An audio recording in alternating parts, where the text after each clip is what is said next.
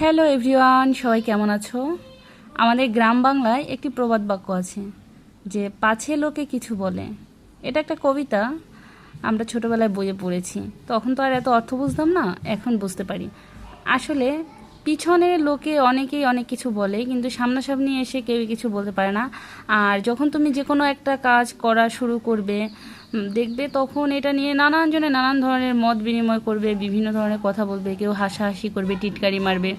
কিন্তু যখন তুমি এই বিষয়টা নিয়ে যখন সাফল্য অর্জন করবে, যখন তুমি সাফল্যতার চূড়ায় উঠতে পারবে, তখন দেখবে আবার এই লোকগুলাই তোমাকে বাহবা করাবে। এই কথাগুলো কেন বলছি জানো? যেমন আমি যখন ফেসবুকে প্রথম কাজ শুরু করেছি, আমি কিন্তু এই ফেসবুকে কাজ করা নিয়ে আমার 3-4টা আইডি নষ্ট করেছি, নষ্ট হয়ে গেছে। তো আমাকে অনেকে অনেক কথা বলেছে, এই এত লেখাপড়া করে এত শিক্ষিত হয়ে এখন ফেসবুকে ভিডিও বানাচ্ছে, এখানে এসে কাজ করতেছে, এটা তোমার সাথে যায় না, হ্যাং ত্যাং।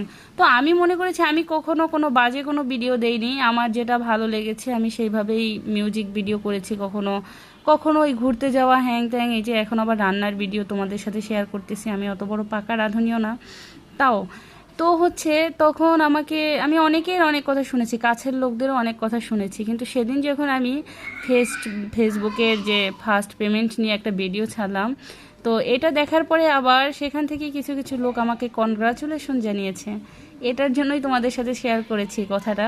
এই জন্যই বললাম যে পাছে লোকে কিছু বলে তো সবার সব কথায় কান দিও না, তুমি তোমার উদ্দেশ্যের দিকে এগিয়ে যাও, দেখবে সফলতা নিশ্চিত। Tata, bye bye.